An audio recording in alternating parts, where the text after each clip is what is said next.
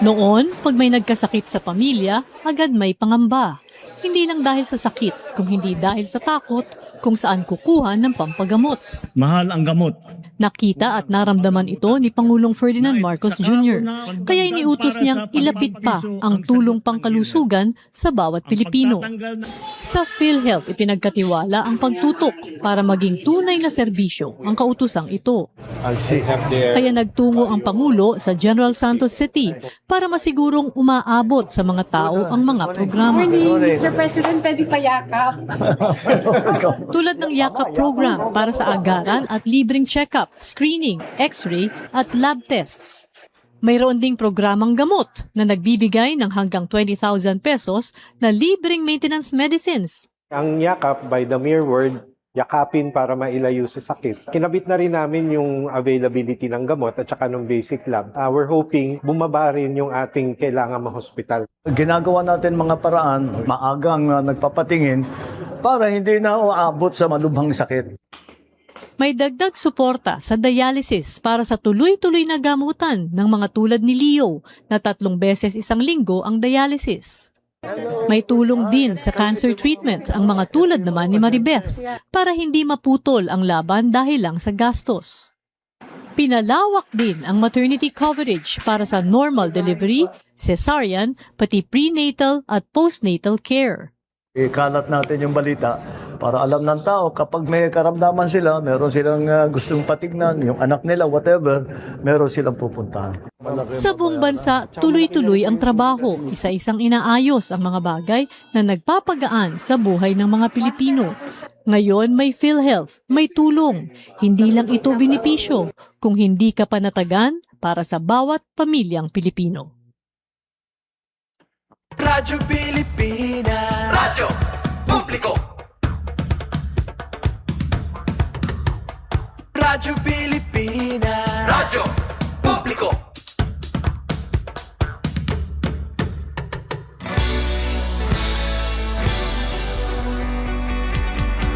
Mahalagang mga balita, napapanahong impormasyon. Kami ang inyong gabay pag may bagyo at sakuna. Serbisyo ng gobyerno kapag may nangangailangan. Mga proyekto ng Pangulo, damang-dama ang pagmamahal niya. Tulay ng mga hinaing, ang problema ng bayan ating lulutasin. Tulay sa himpapawid, tulay ng pagbabago. Radyo Pilipinas, Radyo Publiko, ng bagong Pilipinas. Radyo Publiko, Radyo Pilipinas, Radyo Publiko, ng bagong Pilipino. Mga proyekto ng Pangulo, damang-dama ang pagmamahal niya. Radyo Pilipinas, Radyo Publiko, ang boses ng Pangulo.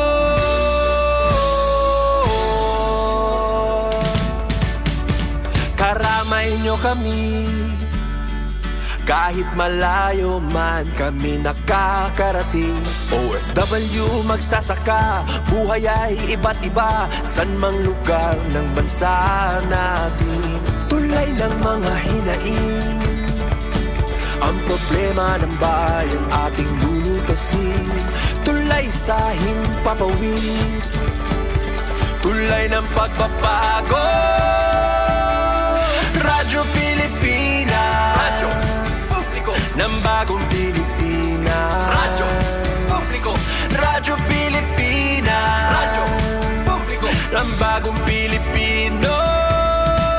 Mga proyekto ng Pangulo, damang-dama ang pagmamahal niya. Radyo Pilipinas, Radyo Publiko, ang boses ng Pangulo. Radyo Publiko, Radyo Pilipinas, Radyo Publiko, Radyo Pilipinas.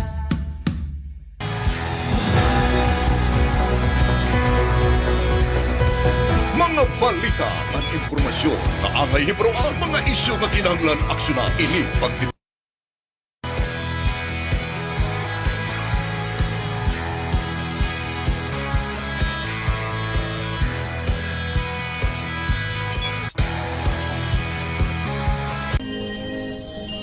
Puro Himang Rao HST. Puro Himang Rao HST. Usang nga programa ang Philippine Information Agency Eastern Samar Provincial Information Center. Dinhi ipababian ang mga programa, proyekto, aktibidades, at mga serbisyo ng gobyerno para han katawan Pilipino. Labi na ang mga istihanon. Puro Himang Rao HST. Puro Himang Rao HST. Aton mga kahimang raw, ang mga tinubyanan ang mga opisina ng gobyerno para may pasabot ang ginbubuhat kamashuwagan ang mulubyo. Puro Himang Rao HST. Yan na, aanhiyan yung mga kasugmong sa Philippine Information Agency.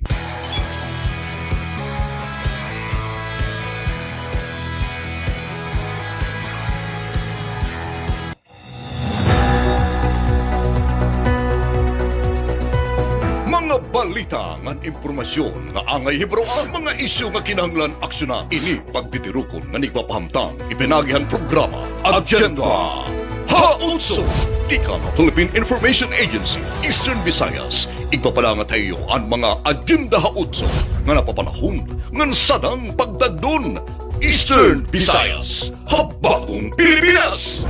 Ini ang iyo agenda. Maupay nga oras mga sangkayan inian amon ika-16 nga edisyon ng Season 2 ang Agenda Hautso. Hinaat unta na ada ka mo ha maupay na kahimtang niya na. Ako, Frederick Homeres. Bisan na luyuhan hulga himbagyo ngan maraot nga panahon, hanya na nga simana, padayon na namong tinguha kamon mahatagan han magpaso, ngan mahinundanon nga balita ngan impormasyon. Ako, Steffi Libarios. Tutok permi hamon kada semana nga edisyon ng Agenda Hautso.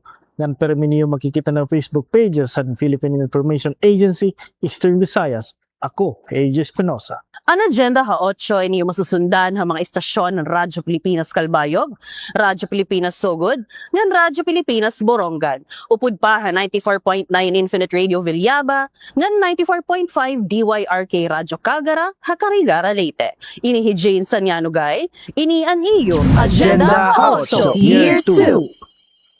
Agenda Hautso. Service Contracting Program LTFRB. Kasado na Sinirangan Visayas. Adian report ni Jasmine Kate Agosto han PIA Leyte.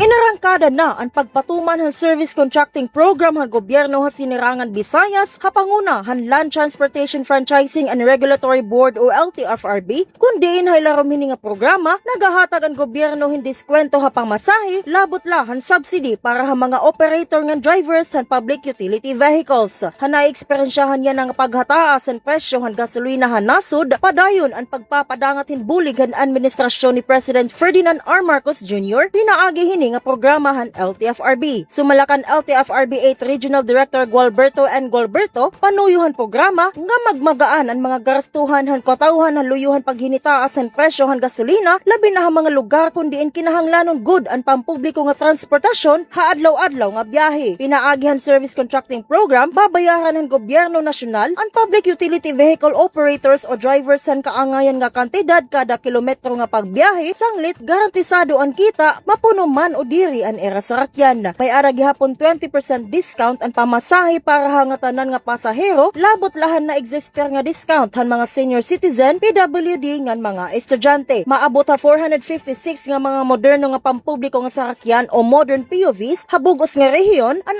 ada na yan naha ilarom han subcontracting program. Ginsasagdunan ng mga commuter nga piliun ng sarakyan nga may karatula nga service contracting program agud makakuha han discount ngan giyahan gihapon ang eksakto nga taripa han pamasahe. They will be paid to up to 100 kilometers a day per 40 pesos per operation. Kung di ba kaabot, kung tutublat pira makukuha na mo, oo. Hindi yan, kung pag sobra na rin, ayaw, nakikipanda is 100 kilometers. Para ma-check ang ilang mga sarakyan, may dito tinatawag ng mga inspector nga may dala itong QR code na di ko kuha, pero na-check ito. So, kung piraan nila biyahe, number, tapos itong kilometers. Usa nga condition, provided the transport entity will grant 20% nga tanan niton all passengers. Aside pa, kung estudyante ka, PW, another 20%. Dako na ini nga bowling. Mutira performance ito, kung makatumply hira. Ika nga Philippine Information Agency Leyte, Jasmine K. Tagosto, ini ang New Agenda Haotso. 8.5% nga inflation rate habulan na Abril, all-time high nga inflation na eksperyensyahan ang sinirangang Visayas. Ang detalye hini nga balita, igahatag ni Alex Reyes ng PIA Leyte. Umitaas na kuto ba 8.5% ang inflation rate sa Eastern Visayas dinhan bulan ng Abril hanya nga tuig. Hapi nakaori ang inflation report ng Philippine Statistics Authority, ang sektor ng transportasyon ang pangunangan nakapagpaduso. Han pag-alsa ng inflation rate nga nagitaas tika nga 9.4% dinhan Marso nga dahil taas nga 26.4% han bulan ng Abril. Iniin mahitungod ang sunod-sunod nga pagitaas ang presyo ang krudo nga nakagdusuliwat, ang pagitaas ang gastos sa transportasyon. Ang iba nga sektor nga bumuli nga pagitaas ang inflation rate na leyon amo ang food and non-alcoholic beverages nga ada ha 8.1%, ngayon housing, water, electricity, gas and other fuel costs nga ada naman na 7.1%. Sumalakan PSA 8 Regional Director Wilma Perante nga ang kabuusan nga 8.5% nga inflation rate in pinakaytaas na nga naeksperyensyahan ng rehiyon na suludin pipira ka tuig nga bisan pa haton mahuman maglasurbo ang Super Typhoon Yolanda nga dako ang epekto ha ekonomiya. Since 2013 November, this is the first time that we experience 8.5%. Tama yan. Haluyo hinigin patapod ng Department of Trade and Industry nga nasusulod paghihapon sa suggested retail price ang presyohan basic necessities and prime commodities bisan haluyuhan ayat ng transportasyon durot ang pagitaas ang presyohan gasolina. Habahin naman ang Bangko Sentral ng Pilipinas ginpayag gini nga may ada na gihapon ginbubuhat nga pitad ang irabuhatan agud mabalabgan ang waray preno nga pagitaas sa inflation rate. Ang mga probinsyan reyon ang probinsyan Samar ang nagpakita hin pinakaytaas ng inflation rate nga 13.5% nga gisusundan ang probinsyan Biliran nga 10.7%. Tiga nga Philippine Information Agency Leyte, ini Alex Reyes, ini ang EU Agenda Ha-8. Industriyahan turismo ginpapakurkusog pinaagihan tour circuit ang mga burubungto sa Northern Samar. Adin report tigahatag ni Eileen Diaz ang TIA Northern Samar. Industriya san turismo ginpapakusog pinaagi san pag-undong sin tour circuit sa mga burubungto. Naibaruan dida sa radio interview kan Ms. Maria Josette Gonzales Doctor, ang Provincial Tourism Officer sa Norte San Samar, ang mga update ng mga plano san buhatan para mapadukwag ang industriya sa turismo sa probinsya. Panguna, ang pitad pag-develop sa tour circuit, ang pagpundok-pundok o pag-cluster sa haglani nga mga bungto para damo ang lugar nga makakadtuan sa mga turista, damuan ma-eksperyensyahan nga kultura, sugad man maatadihan ang iba-ibang klase sin pagkaon kung nano ang niyaon o espesyal sa kada bungto. Yaon kit mga ginihimo nga mga pitad para aton turismo sa probinsya ma-develop para mas interesting para sa mga turista ato mga lugar. So group together ta, ika-cluster ta ato mga bungto para kay kunano ako lang sa mga bungto madadagdagan sa iba pa nga mga bungto. Mas nakakainganyo damo imhimuon, damo imo makakadtuan sa imo sayo nga paglakaw. Although these days medyo challenging rin ang pag-inganyo mga turista. Diri sa probinsya kundi actually buong mundo dahil sinsining nga global crisis kataas sa ato fuel. Pero bisan pa man di man itong pwede kit mag-stop, mag-promote man liwat, pagpainganyo sa mga turista nga magkadi sa magbisita sa especially na nga summer season. Adi sa aton ang damo nga mga mag-upay nga kadagatan, tourism spots nga diri makuri ang pagbiyahe, kun connectivity ang pag-irestoryahan labi na kun maplastar ang transport system. Naibaruan kan Miss Doktor nga sayo sa indikasyon kun maupay o nakakainganyar ang sa nga lugar, mao ang numero sa nabisita o turista. Tulong nga klase sen turista ang ginkukuhaan datos san buhatan san turismo pagdeterminar limitar sa numero kon pira ang napakadi nga nabisita sa probinsya. Sayo ang tourist arrivals o adto nag-overnight kung diin nakukuha ang datos dida sa mga accommodations, establishments sugad sa hotels, resorts, pension, houses, nga iba pa. Ikaduha ang day tourist visitors. Ini naman adto nakadto sa mga sites nga ginkakantuan sa mga turista sugad sa waterfalls, beaches nga ang mga pairindan. Ikatulo mo ang MICE or convention utilization nga nakadi para sa meetings, incentives, conferences, training exhibitions, kundi ang datos ginkukuha dida sa mga venue or function halls. Naibaruan nga sa naglabay nga tuig ang tourist arrivals inabot sin 257,258 and foreign sini 3,556 nga nakitaan sa datos nga naumento ang numero kung ikukumpara sa mga naglabay nga mga tuig. Kikang sa Philippine Information Agency, probinsya sa Norte San Samar, kini sa Aileen Alazon Diaz para sa Agenda Ha-8. Deklarasyon ang hulos nga kamoryawan na Southern Leyte, dako nga dungog parahan probinsya. Ang report tikang Kanbong Pedalino, han PIA Southern Leyte. Ang deklarasyon sa Southern Leyte ingon nga stable internal peace and security condition SIPSC. Nahitala na ingon nga milestone event sa probinsya. Gipadayag kini ni Vice Governor Rosa Emilia Mercado sayang welcome message diha sa SIPEC ceremonies sa provincial gym sa miaging simana Mayo 5. Ang pag-abot sa mong deklarasyon wala mag-agad sa swerte kundi sa hiniusang kolaborasyon sa mga uniformed personnel, local leaders o kooperasyon sa mga Southern Leyteños. Si Vice Governor Mingon naghatag kinig mensahe sa nasod og sa kalibutan sa mga tigbubo o puhunan, mga turista nga ang lalawigan hapsay og luwas nga anhian. Dugang pa ni Vice Governor Mercado. This milestone is not dependent on luck. Rather, it is a hard-earned collaboration of the valiance of our uniformed personnel, the commitment of our local leaders, and the active cooperation of every Southern Leyteño. This formal declaration means that Southern Leyte is safely open for the world. This serves as a green light for investors to build industries, for tourists to explore our natural and historical wonders, and for development projects to reach even the farthest reaches of our province without fear and worry. Sa samang kalambuan, si Governor Damian Mercado na mahayag nga ang gihimong kalihukan sumada total na nga pagpakita sa Southern Leyte isip luwas ug hapsay nga probinsya. Sayang message of commitment, si Mercado misaan nga panghingusgan pa niya ang mga paningkamot sa pagsandurot tali sa bang mga ahensya o uniformed personnel sa tuyo nga mapabilin ang SIPSC status. This is a collective effort of ours in making our province a peaceful place to live for.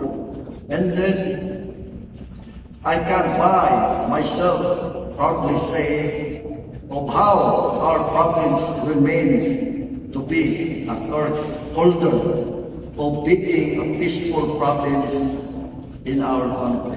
Lakip sa seremonya, mao ang pagbasa sa sangguniang panlalawigan resolution nga naghatag katumanan sa maong deklarasyon. Gibasa ni Board Member Jonathan Maraon, Committee Chair on Public Order and Safety. Yasab ang pagpinirmahay sa Memorandum of Agreement o understanding tali sa tanang hingtungdan o pagpalupad sa mga salampati timaan sa kalinaw. Gikan sa PIA Southern Leyte, Bong Pedalino, alang sa Agenda Ha-8. Nagtitigad mo nga LGUs nga nagdudumarahan kadiwa market na obserbaran. Adi ang detalye kan Sol Alarcon ng PI Eastern Visayas. Labutan mga local government units sa riyon, nagtitikadamo na yan ang mga Farmers Cooperative Association o FCAs nga nagpaparehestro ha Farmers and Fisher Folks and Enterprise Development Information System o FIDIS ng Department of Agriculture. Usa nga requirement para makatagamtam ang asosasyon o LGU, hinsuporta pinansyal tiga nga gobyerno para pagpatuman ng Kariwa Program. Sumalakan Francis Rosa Rosso, Chief ng DA Agribusiness and Marketing Assistance Division. It is doing well, no? All throughout the region, there are many local government units adopting now this marketing strategy. Siguna iya, nakikita na yan nahan mga LGUs ang importansya han pagpatuman han Kadiwa Program. Hayra tagsa-tagsa nga mga LGUs. Gidugang paniya nga ang Kadiwa amuton batonhan maihan na nga hingyap han mga parag-uma ang mga Farmers Cooperatives and Association, labi na ang small and medium entrepreneurs. Pinaagi hininga ni inisyatiba nagkakaada higayon nga kamay-ada hirahin lugar para direkta nga may baligyan era mga produkto mga konsumidor. Nga sugod man ang nga mga konsumidor liwat makapalitin barato ngan presko nga mga papliton. Hagin dumara pala nga Kadiwa rollout niya nga bulan bisan ang mga empleyado hapag hagrani nga buhatan han DA amo itong dali-dali kumadto ha DA ngan namalitan mga papliton sumalakan kay Tozo Marketing Specialist han DA Regionate. Hapag kay na maabot na ha 600 nga mga FCA sa riyon ang nagparehestro ha Farmers and Fisher Folks and Enterprise Development Information System o FIDIS han DA Regionate. Tikang ha PI Eastern Visayas, Sol Alarcon, ini ang iyo agenda haot. Bangos Processing Center Shared Service Facility ginlansar han DTI han Biliran. Aden report ni Rodrigo Victoria han PIA Biliran. Formal nga gilunsad sa DTI niadtong Mayo 6 ang Shared Service Facility o SSF alang sa Bangos Processing Center sa Biliran. Inubanan sa lokal nga gamhanan sa munisipyo. Sumala ni Biliran Mayor Grace G. Castle dakong tabang ang mga proyekto sa pagpauswag sa ekonomiya sa lungsod. So this is a big help to our improvement of our local economy, di ba? So dako ini hinduro nga bulig ginautot ta nga magpadayon ini. Mipasalig usab ang mayor nga suportahan sa lokal nga gamhanan ang marketing o promosyon sa mga produktong bangos aron mapadayon ang operasyon sa pasilidad. Mabulig ako ha iyong pag-abot nito marketing para maging continuously magpadayon ang aton negosyo han aton production han bangos. Matod pa ni DTI Biliran OIC Provincial Director Rebecca M. Cormanes, ang building sa Processing Center gidonar sa BIFAR samtang nagahin og 1 milyon ka pesos ang LGU Biliran alang sa pagpayo sa pasilidad ubos sa administrasyon ni Mayor Casel. Gidugang ni Cormanes nga target sa proyekto ang pagkuha og FDA License to Operate o LTO aron mas mapalambo pa ang kalidad og operasyon sa Processing Center. That 1 million was really very helpful in the preparation or in the laying of the foundation of this project towards our target or our goal na mahimo siya FDA, LTO, meaning mayroon siyang license to operate. Because every foundation and every enhancement that we have here leads towards that LTO. Because that's the ultimate goal that we have in this project. Wala pa kasi kaming SSF in the whole province of Biliran na naka-LTO. Ang Bangos Processing SSF mao ikanapulo nga shared service facility sa DTI sa probinsya sa Biliran. Sa wala pang launching, nagpagayon usab ang DTI og 2 ka adlaw nga skills training sa Bangos Processing, costing ug pricing alang sa 20 ka existing ug potential MSMEs. Lakip sa mga ekipong gihatag sa DTI sa Processing Center ang mechanical dryer, water retort machine, cheese freezer, vacuum sealing machine, uban pa nga adunay kinatibuk ang kantidad nga kapin sa 1 ka milyon ka pesos. Gilauman sa DTI ug lokal nga kagamhanan nga pinaagi sa mga proyekto mas mudaghan pa ang oportunidad sa panginabuhian ug mas mapalambo ang produksyon sa bangos sa Biliran. Gikan sa Philippine Information Agency Biliran, Rodrigo is Victoria. Kini ang inyong agenda hautso. Comnet meeting gin dumara ha Eastern Samar. Sumpayan parte impormasyon na probinsya gin pakurkusog. Ang detalye ni report ay hatag ni Samuel Candido ang PIA Eastern Samar. Nagdumara ang Philippine Information Agency, Eastern Samar, hinusang ang Communicators Network o Comnet, agud mapakarukosog ang impormasyon, pinaagi ang pagsupil o pagsuripo han mga fake news hadton Mayo 11 dito Provincial Governor's Conference Room, Provincial Capitol, Barangay Alang-Alang, Borongan City. Durante nasabi nga Comnet, naging bisita nga ni Speaker Eastern Visayas Regional Head Sir Rian L. Arinto. The role of communicators today goes beyond simply sharing information. We are partners in nation building. We help connect government programs to the people, amplify the voices of communities, promote transparency, and strengthen public confidence in our institutions. Nagdugang pa yung pagsaring ni Arinto nga nagpapasalamat tiyang padayon nga suporta ang provincial government ng Eastern Samar hay larom han liderato ni Governor Ralph Vincent M. Bardoni sugay man hadton suporta hangin hatag hadton anay Governor Ben P. Bardoni labi na good ang paghatag in office space ang PI Eastern Samar nga nimumutang ha Old Provincial Capitol Building. Sumalapak ang Regional Head Arinto, importante nga padayon ang maupay nga relasyon ang PIA nga ang lokal nga gobyerno agud mapakarukusog ang paghatag husto nga napapanahon nga impormasyon ngadto mga katawhan ng probinsya ng Eastern Samar. Usa na highlight ha nasabi nga katitero amon election han new set of officers han Association of Government Information Officers o kon AGIOS Eastern Samar nga kundiin napili Mrs. Penelope B. Pomeda, broadcast announcer to han Radyo Pilipinas Borongan como presidente. Diran iya mensahe como bago nga presidente gintagan niya doon ang importansya han pagkaurusa hamang nga information officers ang pagpasaranghan matuod, madagnit ng responsable nga impormasyon para ang kapayan ng katawan ng probinsya ni Eastern Samar. Ang mga new set of officers ang Hagios Amo Hera, Presidente Penelope B. Pomeda, Vice President Mel Colongon, DepEd Borongan, Secretary Marisa Bormati, Local Government Unit Llorente, Treasurer Amantia Dala, Local Government Unit of Borongan City, Board of Directors Eden Besedro ha Eastern News, Gwen Pomperada ha DTI, Roca Salak ha Provincial Governor's Office Media, Police Major Aldwin Valiete, PNP Eastern Samar Provincial Police Office, ng Judith Aboy ha Department of Labor and Employment. Ang nasabing aktibidad ang ginorganisar han PI Eastern Samar ha pakipagsumpayan ng pakigbuligay han Provincial Government han Eastern Samar agud maparigon ang koordinasyon ng sumpayan ng mga government communicators han Eastern Samar. Tika nga Philippine Information Agency Eastern Samar, ako Samuel Di Candido, inan iyo, Agenda ha-8. Ratsada balita yan na. Biliran na sa uro gani ka 34 nga provincehood anniversary. Naval Connect Up, formal na ginlansar han LGU Naval. Mga detalye ni mga ratsada himbalita igahatag ni Rodrigo Victoria han PIA Biliran masunod na. Ratsada balita.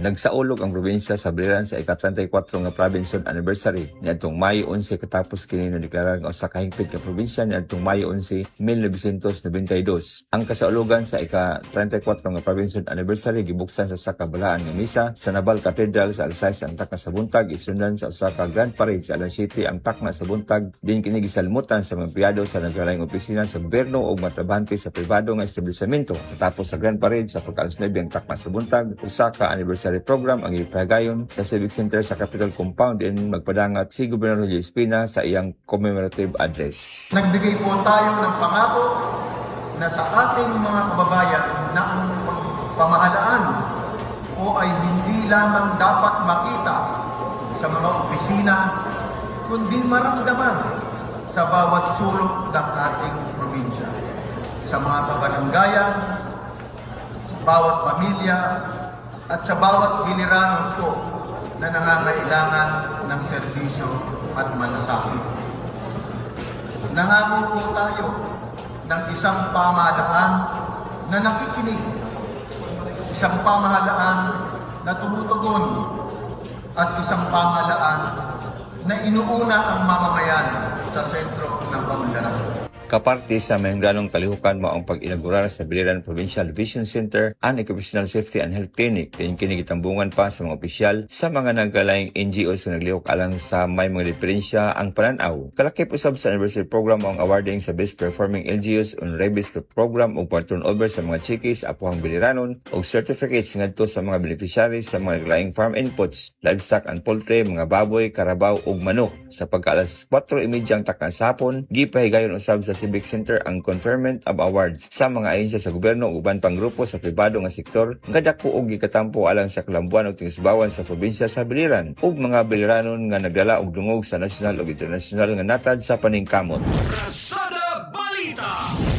Opisyal ng gilunsad sa lungsod sa Naval niadtong Mayo 6 ang Naval Connect App isip kabahin sa paningkamot sa lokal nga gobyerno nga mapadali ug mapalambo ang paghatag og serbisyo publiko pinaagi sa teknolohiya. Ubos sa liderato ni Mayor Gretchen Estefania Mispina, gipaila ang mga mobile application isip usa ka one-stop platform din dali nang maka-access ang mga residente sa nagkadaiyang serbisyo sa munisipyo gamit lang ang ilang cellphone. When we were hailed and we were awarded as one of the mga winners ng Seal of Good Local Governance, binigyan po ang LGU Naval ng 1.1 million pesos. Mula po ito sa DILG.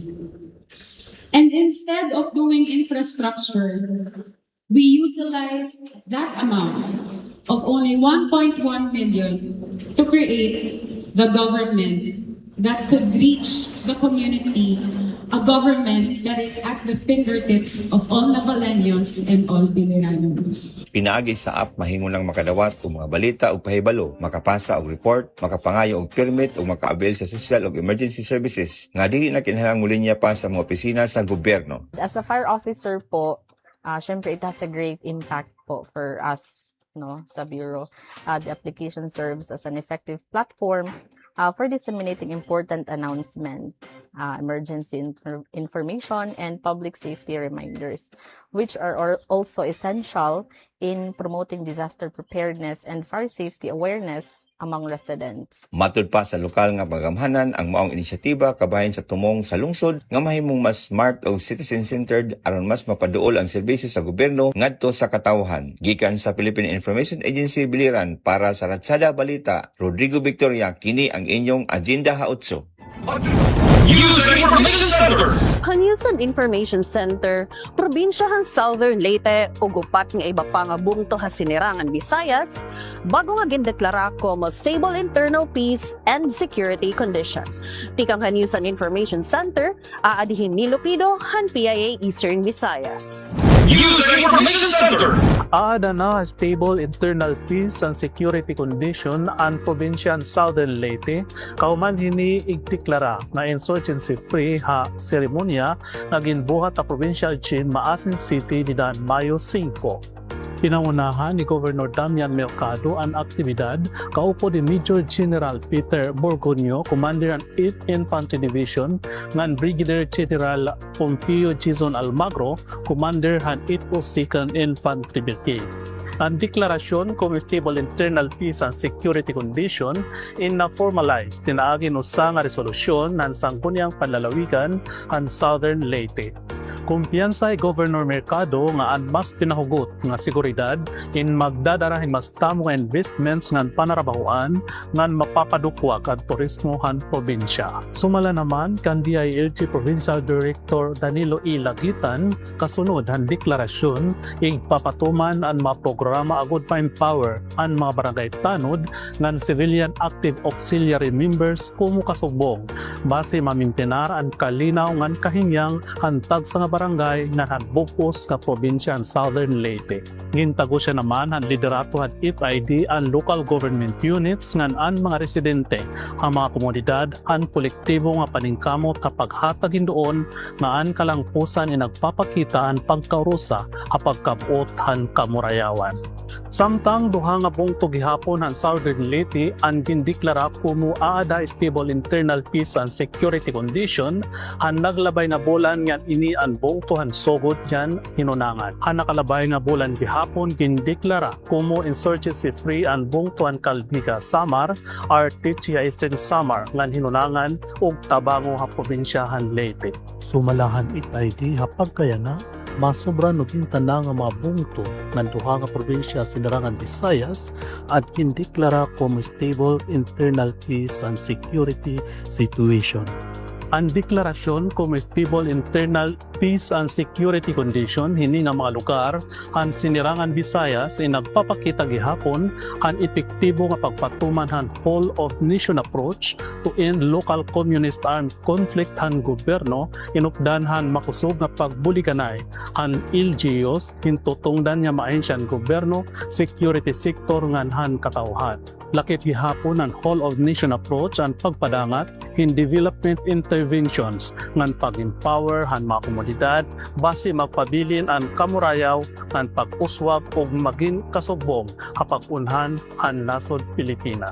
Pikang han News and Information Center han PIA Eastern Visayas ini hinildalit lupido ngan ini ang iyo agenda ha-8. Istoryahan Panlawas. Magpapadangat ang mga bagong impormasyon nga nakakaapekto han kahimsog hanaton Panlawas. Istoryahan Panlawas. Mga impormasyon ang mga tambal o paglikay han mga magkalinlaing nga mga sakit nga nakakabalaong ha Panlawas ang mga tao. Iyo may babatian. Ay Istorya Panlawas. Istorya Panlawas. Masunod na. Maupay nga oras mga kasangkayan, ako Ella Sumayod, bago ang magpapadangat han Istorya Panlawas, yan nga edisyon han Agenda ha-8. Yan nga bulan nagkakauro sa kita ha pag-obserbar han Cervical Cancer Awareness Month, base maghatag yan impormasyon, mag-aghatin temprano nga pagpa-check up, ngan magpahinumdum ha kada kababayan-an nga ang cervical cancer mapupugnan nga matatambalan kung temprano pa madiskubre. Ang cervical cancer usa nga hinay-hinay nga natubo nga klase ng cancer nga naitatabo ha cervix o ubos sa bahin han matres. Sumala ang mga eksperto Panlawas, kadam-anan kaso hini gintitikangan ha padayon nga impeksyon tika nga high risk human papillomavirus o HPV. Damo nga kababayin-an waray nababatsyagan nga sintomas sa siya ng mga yugto. Sanglit, importante good ang regular screening nga awareness. Ako, Himer Grace Manadong. Usahan nakakaalarmahin mahituwod nga ang cervical cancer dere dahil nasasabtan it mga sintomas. Damo nga kababayin-an na ibabarula nga may dahera hini nga sakit kung grabe na ang kahimtang. Sanglit, padayon nga ginaaghat han mga health professionals and kababayin-an nga maging alerto ha mga warning signs ngan magpa-check up termit. Ang pera nga common nga sintomas ng cervical cancer amo ang diring normal na pagdugo ang puwerta, labi na kung ginreregla katapos ang menopause. Diri ordinaryo nga discharge nga mahimo maging tubigon, madagmit o may damakusog na baho nga padayon nga pagsakit hapuson. Kung nagtitika grabe ang cancer, mahimo liwat maging mas mabugat ang sintomas ngan makakaapekto ha adlaw-adlaw nga panginabuhi.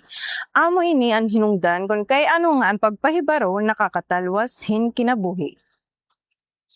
Ginpapabugatan gihapon han mga eksperto nga ang cervical cancer may iba-iba nga yugto ha stage 1. Ada pala ang cancer sa cervix samtang ha mga abante nga stages, mahimo ini kumalat ngadto ha ibang partehan lawas kun dire dayon matambalan. May danamangan mga pitad agon malikayan ang cervical cancer, pinaagihan edukasyon, bakuna nga temprano nga screening.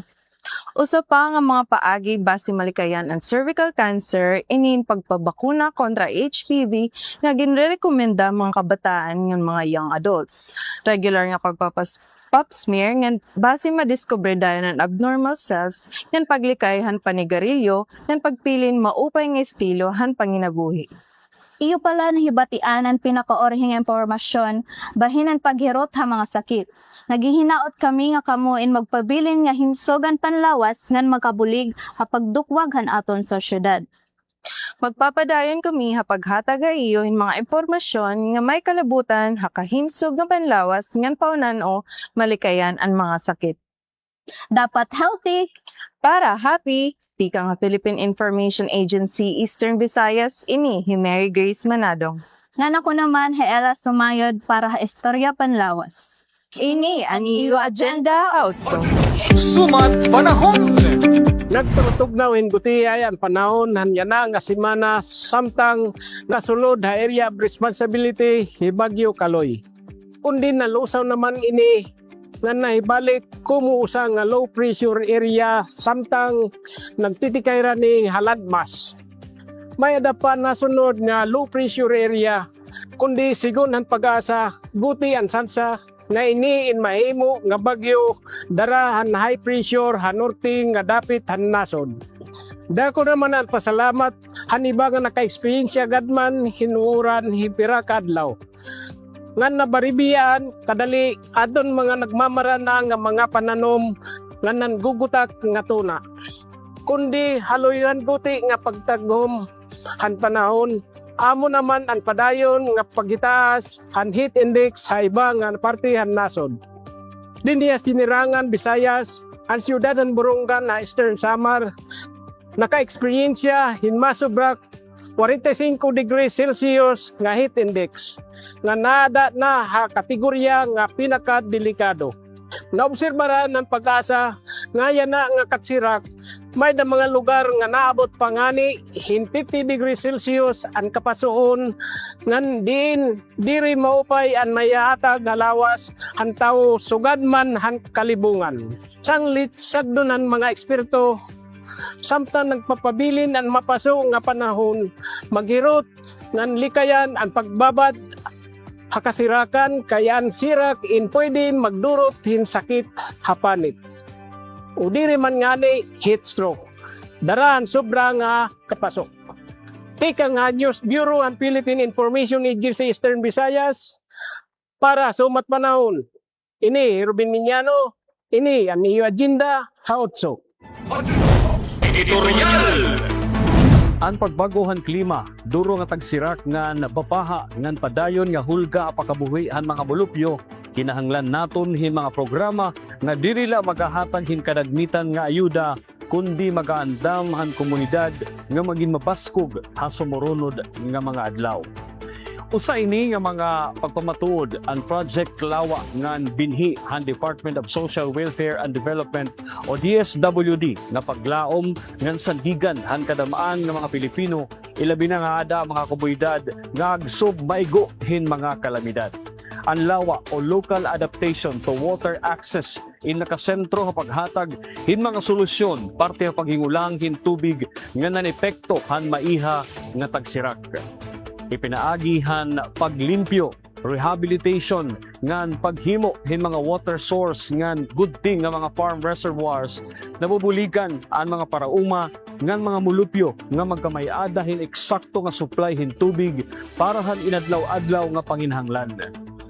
Hapanahon nga hinay-hinay nga nagtitika grabe ang epekto han climate change, dako nga bulig ini nga mga programa agud may bitiran ang duro nga distroso sa agrikultura ngan pakabuhi han kadamaan nga mga katawhan.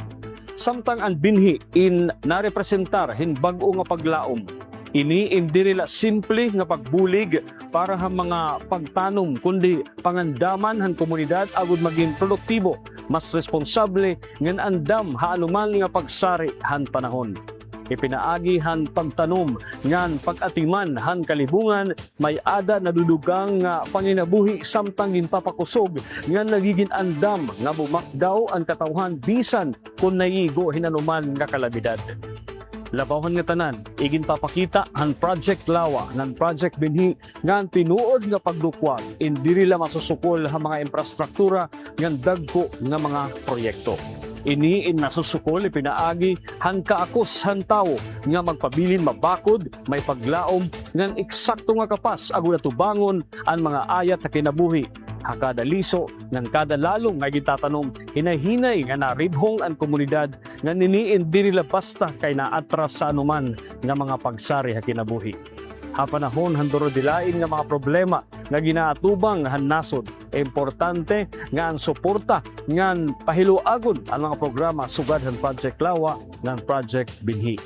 May tungod kay halikod han kada bulig nga ginahatag hini may kinabuhi hingyap ngan kabubuwason nga ginpapakurukusog nga ginpapamulat ang sunod nga henerasyon.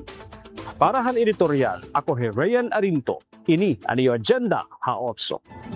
Iyo pala himbatian ang pinakoring impormasyon ng solusyon. Sugad man mga programahan gobyerno nga nakakabilipisyohan mulupyo. Da mga salamat han iyo pag-upod haamon hini nga edisyon. Kami magpapabili nga da sentro han mga balita nga aksyon parang katawhan han rehiyon. Hasta sunod ngay gayon. Ini ang iyo Agenda House Year 2. Salamat haniyo pakigurusa ha Agenda House, ang programa nga nakatutok ha mga balita, informasyon, ngan solusyon kasugbong ang gobyerno para ha kauswagan han panginabuhi han mga mulupyo tugtog ha sunod nga gayon Eastern Visayas. Habahong Pilipinas! Ini ang iyo Agenda.